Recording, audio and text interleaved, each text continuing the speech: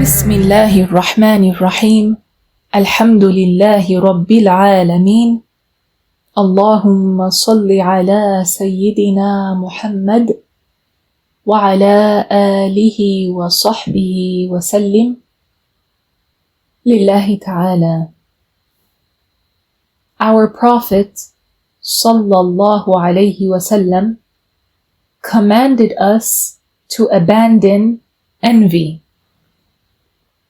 He said, sallallahu alayhi wasallam, لا تباغضوا ولا تحاسدوا ولا تدابروا وكونوا عباد الله إخوانا. Do not hate one another.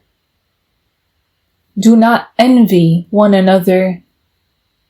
Do not turn away from one another. And be, O slaves of Allah, brothers. This hadith is narrated by Al-Bukhari. So the Prophet sallallahu alayhi wasallam, he taught us to have love between each other. And he taught us how to have love between each other. And how that love between brothers strengthens.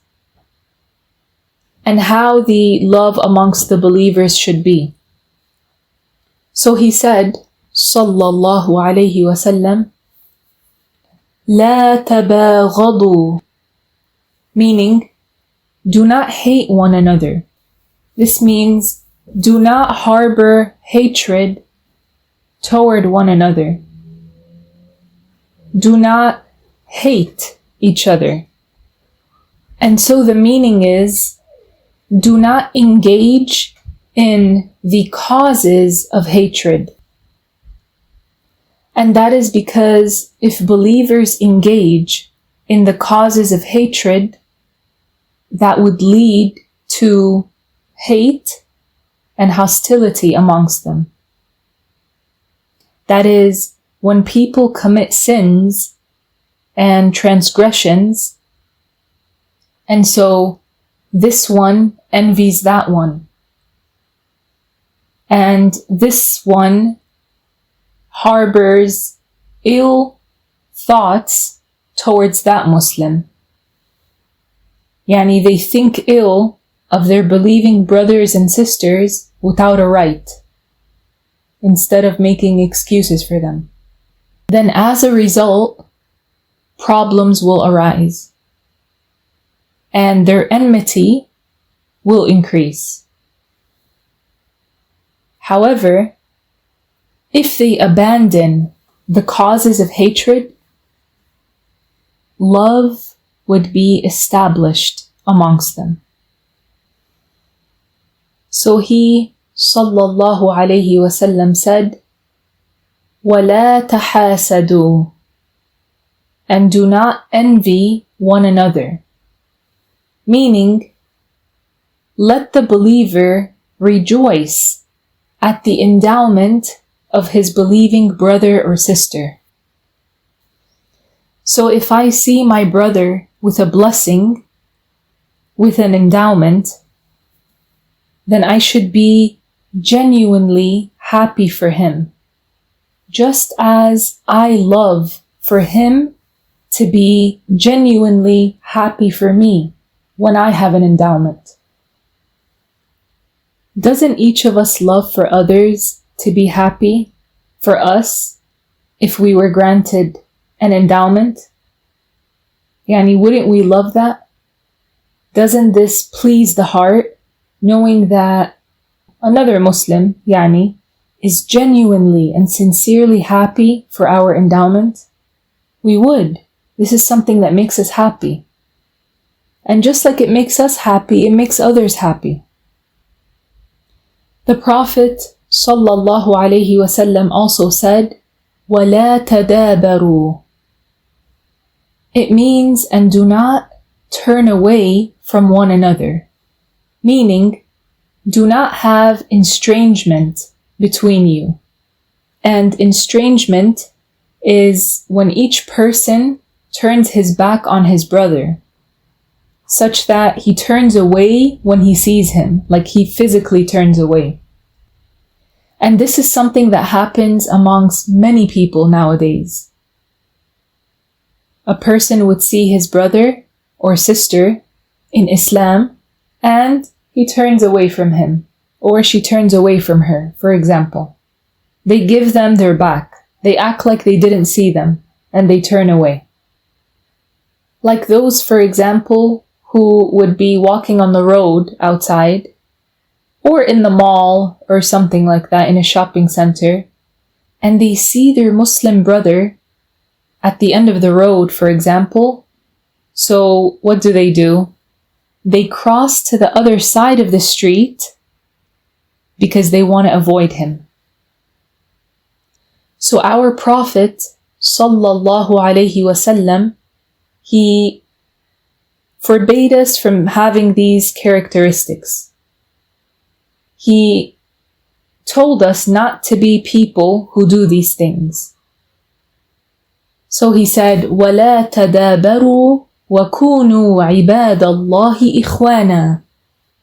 And do not turn away from one another, and be, O slaves of Allah, brothers. Be, O slaves of Allah, brothers. And brothers and sisters are in harmony and love with one another. They have this genuine, pure love for each other. They love the goodness for each other. This is how it should be.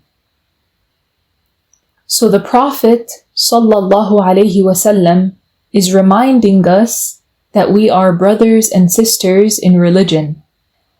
And if we are brothers and sisters in religion, then we are equal in being slaves of Allah, the Exalted. Aren't we all slaves of Allah? Of course. And we are upon one creed, one religion, the religion of Al-Islam. And so these blameworthy characteristics should not divide us. We shouldn't let them divide us. Rather, a person should love his believing brother, and there should be between them and between the sisters affection, kindness, compassion, gentleness, and cooperation in goodness, along with purity of the heart and implementing sincere advice. Whenever the person is able to offer a sincere advice, then they do that. And if we were on the receiving end of a sincere advice, if someone advises us, and it's in its place, the advice is in its place, then we accept it. We accept it. And we do not turn against that advice, and we do not throw it back at the one who said it. No, we accept it. And Muslim narrated from 𝗪𝗪 ibn Amir, may Allah raise his rank, that the Messenger of Allah sallallahu alayhi wasallam said, أنزلت علي هذه الليلة آيات لم يرى مثلهن قط, which means tonight verses were revealed to me, the likes of which have never been seen. Subhanallah. What did the Prophet mean by that? Alayhi salatu wassalam. The Prophet meant the two protective chapters, Al-Mu'awwidhatayn, and they are Suratul Falaq and Suratul Nas. That when these were revealed to the Prophet sallallahu alayhi wasallam, he said, Tonight, verses have been revealed to me, the likes of which have never been seen. These verses contain protection for the Muslim who recites them in the proper way. And they have so many blessings. And in Surah Al-Falaq, Allah the Exalted said, 𝗲𝗲𝗃𝗁𝗃, which means, say, O Muhammad, I seek refuge with the Lord of the Dawn. Meaning, I seek refuge in Allah. I seek protection from Allah. I take shelter by Allah, if you want. Meaning, I seek the protection of Allah. From what? This chapter mentions several matters. Allah the Exalted revealed, مِن شَرِّ مَا خَلَقَ, from every evil that Allah created. وَمِن شَرِّ غَاسِقٍ إِذَا وَقَبَ, and from the evil that comes with nightfall. وَمِن شَرِّ النَّفَّاثَاتِ فِي الْعُقَدِ, it means, and from the evil of the female sorcerers who blow gently on knots. May Allah protect us.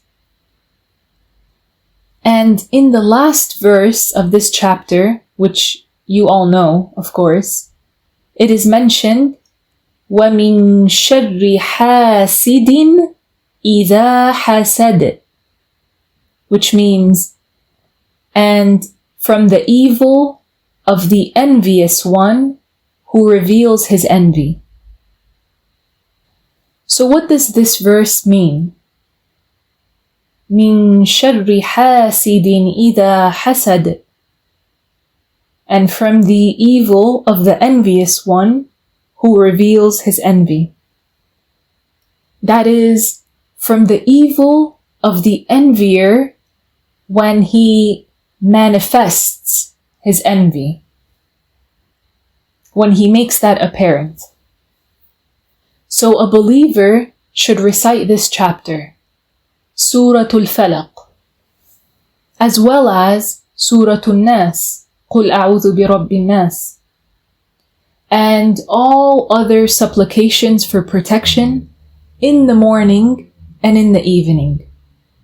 For it will serve as a shield, insha'Allah ta'ala, for you against the harms of the devils, against the harm of sorcery, and against the harm of the evil of the enviers, those who envy.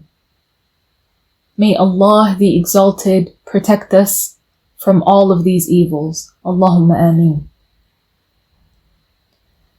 So now, dear sisters and brothers, you might ask, well, what is the solution? How do I get rid of envy if I find it within myself?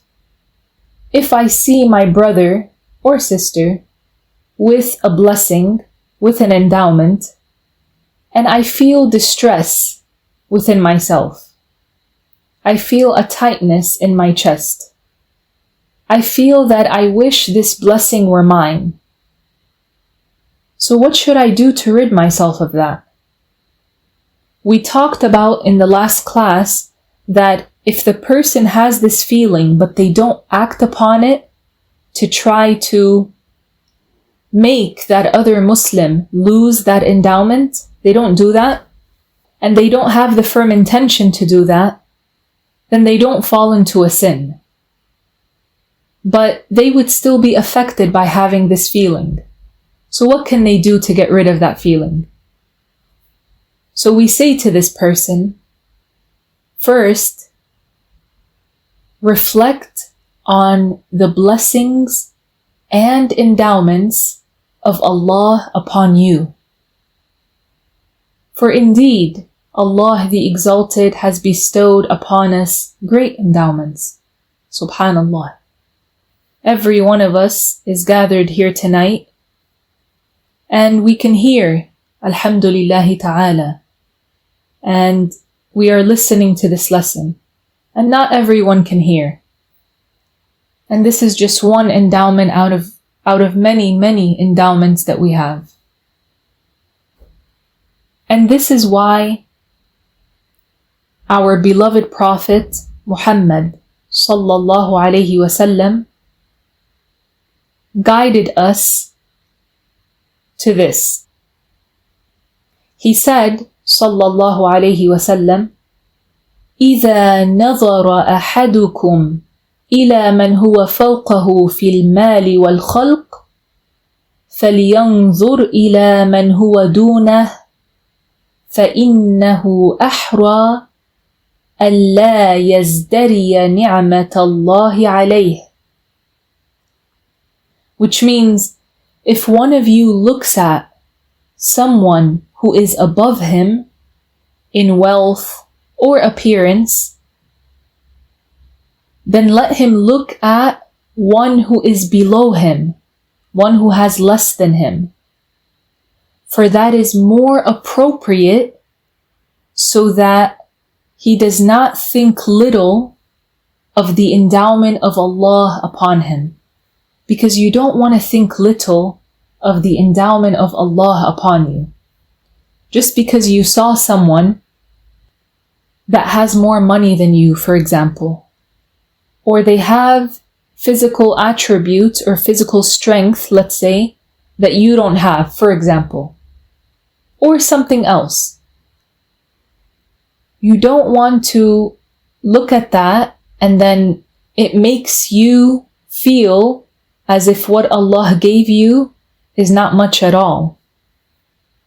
You don't want to think little of what you do have, because it's not little. What you do have, which might not be exactly what that person has, what you have is not little. So the Prophet is teaching us how to protect our heart. He said, look at someone who does not have what you have. And wallahi, if you've ever done that, you know how it makes you feel. You feel like you have everything. Subhanallah, you thank Allah Ta'ala, because you know that you wouldn't want to be in that situation. You see without a doubt the blessing and the endowment of Allah upon you. So it makes you thank Allah, and you will get reward for doing that. Instead of the other way, you look at someone who has more and you think so little of what you have, and so you're not thanking Allah Ta'ala. And this is not the right way to do that. So again, what does the hadith mean? It means that if a believer looks at his believing brother who has been given worldly endowments that he himself does not have, then what does he do? What does he do in that situation? Yani, if this happens to me, I should look immediately, or let's say I should immediately take the initiative to look at those who are below me in endowments, who have less than I do. And if I look at those whom Allah Ta'ala has tested with hardships and who do not have the endowments that I have, then at that moment, that envy will vanish. And it will. That envy, that feeling in the heart, it will vanish. And that hatred will be removed. Yani hating the endowment of that other person. And each of us would realize that the endowments of Allah the Exalted upon us are immense. As Allah the Exalted said in the Quran, in Surah Ibrahim, وَإِن تَعُدُّوا نِعْمَةَ اللَّهِ لَا تُحْصُوهَا. Which means, and if you count Allah's endowments, you will not be able to enumerate them. You won't be able to actually number them one by one, because we have so many endowments from Allah. Every moment we have endowments from Allah upon us. So if the person tried to count all of their blessings, all of the endowments Allah has given them, they won't be able to.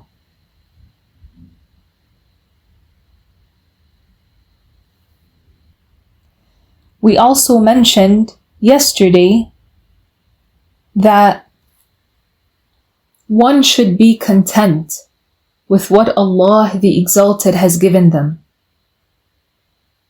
And they should not look at others and think, why were they given that and I wasn't? We mentioned this yesterday in yesterday's lesson, but I'm mentioning it again because it's beneficial. It's something that opens the eyes of the heart, if you want, and you see the matter clearly. And it makes you think in a different way that maybe you weren't thinking in that way before. Possibly. The pious people said, don't look at other people's endowments and keep wondering, why do they have that and I don't? They said, because you don't know what that person was prevented from to have that endowment. Because we don't have everything. Subhanallah. Some people, Allah grants them, for example, a compassionate, loving father. Some people don't have that. Some people, they were granted a compassionate, loving son, for example. Others were granted a lot of halal money, for example. And another one was granted very good health. The pious people said, each one of us was granted something, and we were actually granted many things. But if you look at it this way, each one was granted something. And each one was also prevented from something. Some things we were granted and some things we were not granted. And Allah is the most wise. He knows His creations best. Subhanallah. They said, we are not in paradise. We are in the dunya. And in the dunya, people are tested. You'll be granted this, but you won't be granted that. And he will be granted that, but he won't be granted this. People are tested. What are you going to do about what Allah has given you of circumstances? What are you going to do? Are you going to look down at the endowments that you were granted? Are you going to forget the favor of Allah upon you? Subhanallah. People are tested. Not everyone is at the same level. Not everyone ponders in the same way. Not everyone looks into the matters of things in the same way. Not everyone thinks the same. So they said, don't look at another person's endowments like that, because you don't know their situation. You don't know what happened to them in their life, and the wisdom behind them having that endowment which you are looking at and you think it's too much for them. Why do they have it? Why do they have it? He looks at this endowment and he sees it as too much for that person. Why does that person have that? They said, but you don't know what that person was prevented from. They might have been prevented from something. Allah mana'a anhum shay'. Allah prevented something from them which you were granted and you would never want to be prevented from, for example, because you know how great of an endowment it is. And a person doesn't know what they've been through in their life, what hardships they've endured. the years upon years of hardships, different hardships that that person has and had.